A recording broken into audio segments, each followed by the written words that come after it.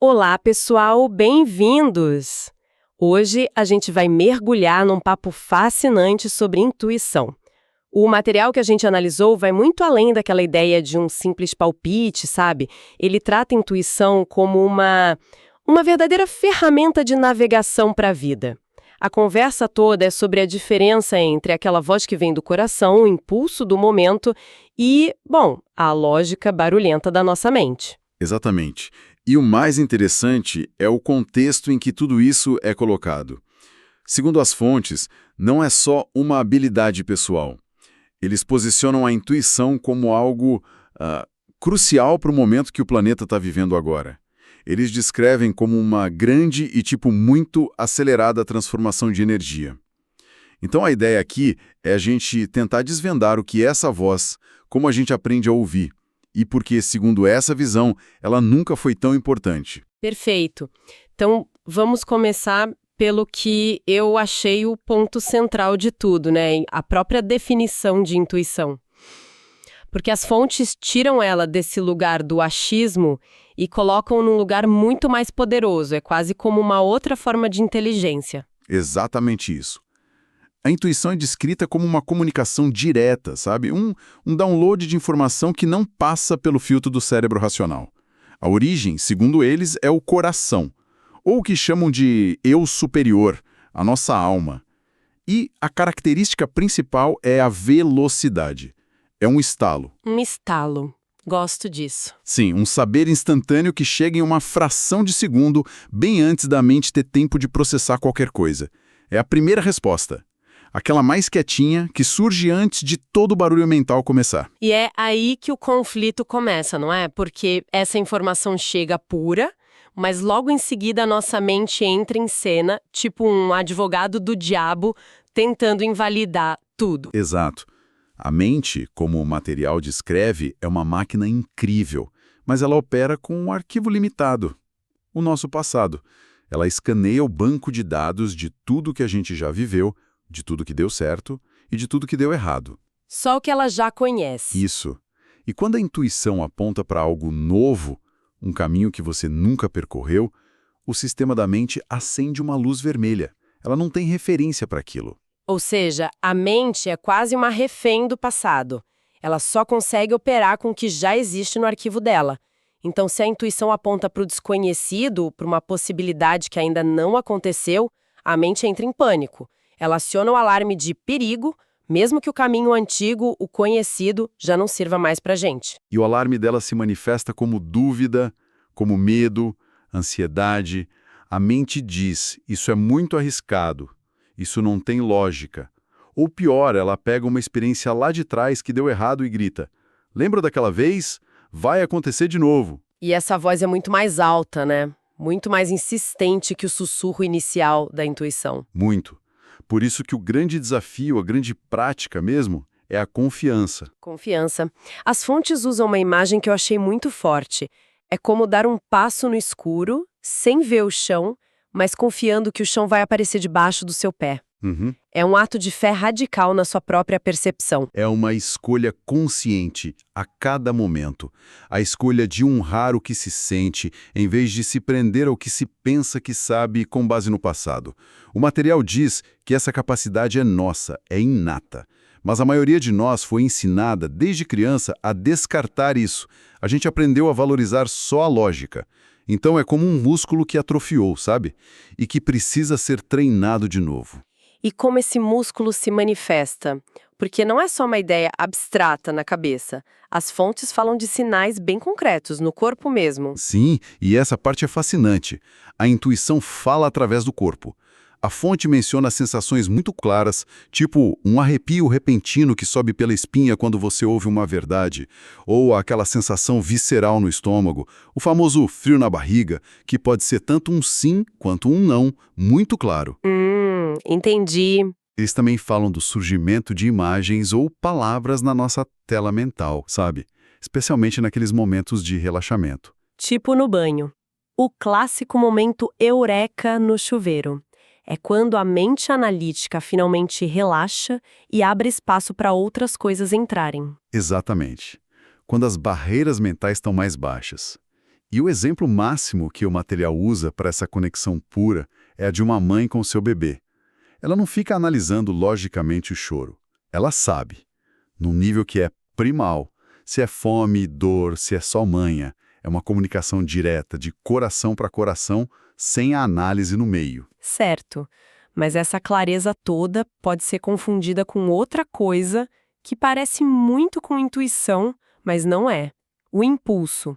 E aqui a discussão fica bem mais complexa. Fica, porque é aqui que a maioria das pessoas se perde. O material faz uma distinção que é crucial. Existe o que eles chamam de impulso intuitivo, que é a intuição em ação. É aquele desejo súbito, sereno, de virar numa rua diferente, de ligar para um amigo do nada. De entrar numa loja sem saber por quê. Isso.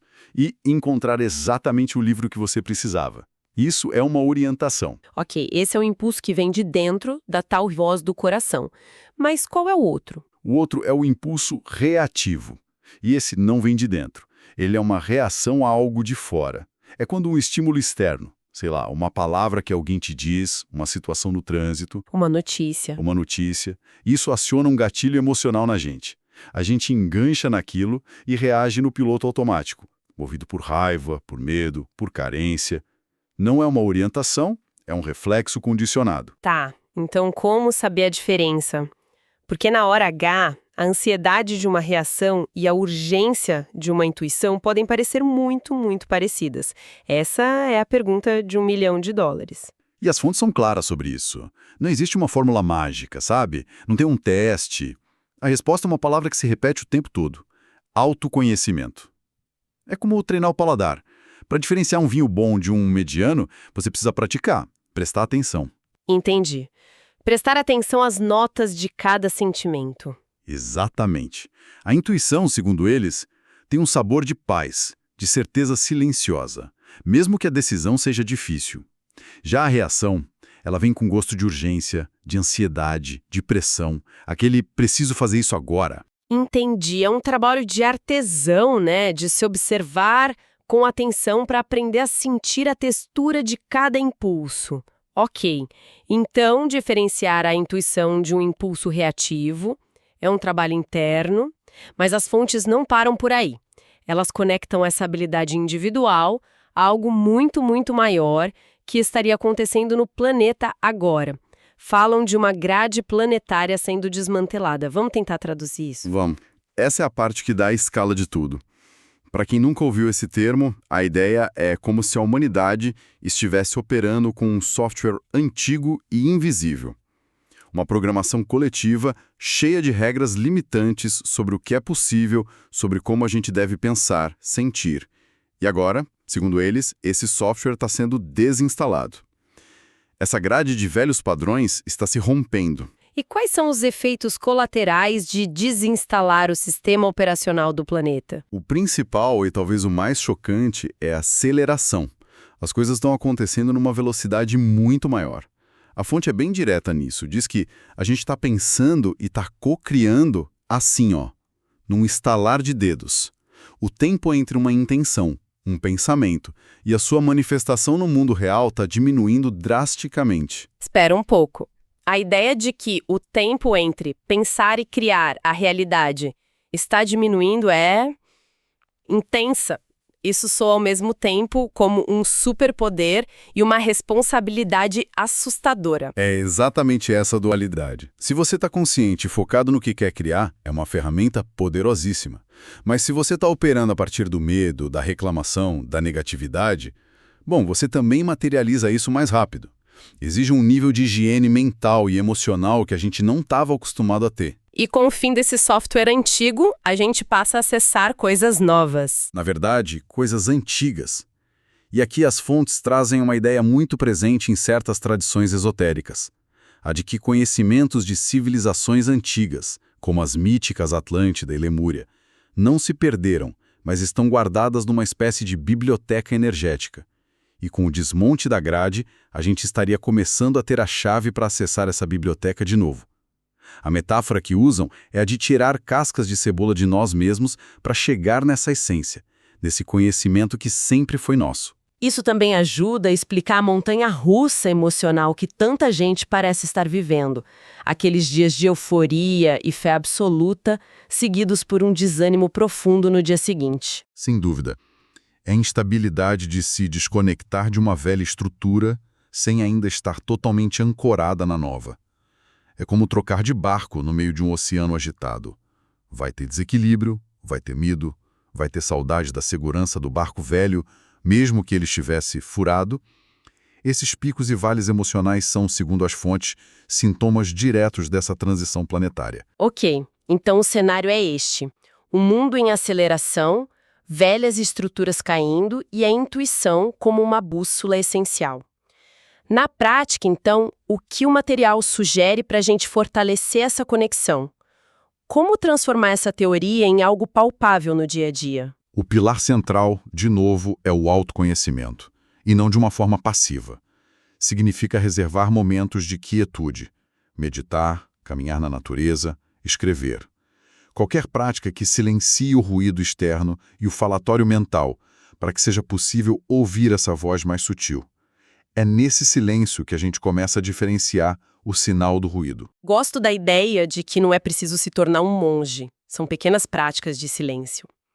Mas e a nossa mente racional, que a gente pintou quase como uma vilã até agora? Ela tem algum papel positivo nisso tudo? Tem, e um papel fundamental. O material deixa isso bem claro.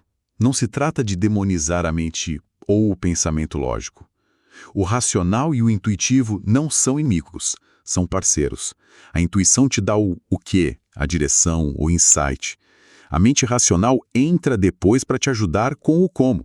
Para te ajudar com o como. Ah, entendi! Ela pode criar o plano, organizar os passos, analisar os detalhes para colocar a orientação intuitiva em prática no mundo real, no 3D. O erro é deixar a mente decidir o destino, quando a função dela é, na verdade, ser a excelente navegadora que te leva até lá. Isso muda tudo. A mente passa de chefe para gerente de projetos. E o ambiente ao nosso redor, as pessoas com quem a gente convive, isso impacta a nossa capacidade de confiar na intuição? Impacta de uma forma gigantesca. O material fala sobre como pessoas sensitivas foram historicamente invalidadas, chamadas de loucas, de sonhadoras, e em casos extremos, até internadas.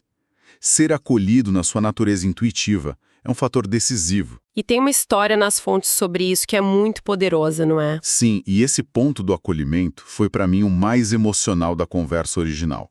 Uma das participantes ficou com a voz embargada ao lembrar da própria infância. Ela contava que, quando criança, tinha percepções muito claras. Via coisas, sentia coisas. E a mãe dela, em vez de dizer pare com essas bobagens, ou isso é coisa da sua cabeça, se ajoelhava ao lado dela e perguntava com um genuíno interesse. O que você está sentindo, filha? Me conta. Uau! Só de ouvir isso já é emocionante. É muito. Porque essa validação, essa permissão para sentir e confiar no que ela sentia, foi a base para que ela construísse uma confiança inabalável nessa voz interna. Esse acolhimento, seja da família ou de um grupo de amigos, funciona como um solo fértil. Sem ele, a semente da intuição pode ser pisoteada pelo ceticismo e pelo medo social antes mesmo de ter a chance de brotar. Resumindo toda essa nossa conversa, então, a intuição, segundo essas fontes, é uma sabedoria que vem do coração. Uma comunicação direta com a nossa essência. Ela é constantemente desafiada pela mente lógica que opera com base no medo e nas referências do passado. E a chave para aprender a ouvi-la e confiar nela é a prática do autoconhecimento, que nos ensina a diferenciá-la dos impulsos reativos e automáticos. E tudo isso se desenrola num cenário de transformação global acelerada. Nesse novo mundo, onde as coisas acontecem mais rápido e as velhas regras não se aplicam mais, a intuição deixa de ser um acessório místico para se tornar uma ferramenta de navegação indispensável e extremamente prática. E isso, claro, nos deixa com uma questão importante para refletir. Se a intuição é, de fato, uma informação que chega antes da análise racional, um vislumbre de um caminho futuro antes que a lógica possa provar que ele existe, Que tipo de decisões a gente poderia tomar individualmente e como sociedade se começássemos a valorizar e a treinar essa capacidade com o mesmo rigor, seriedade e investimento que a gente dedica ao pensamento lógico?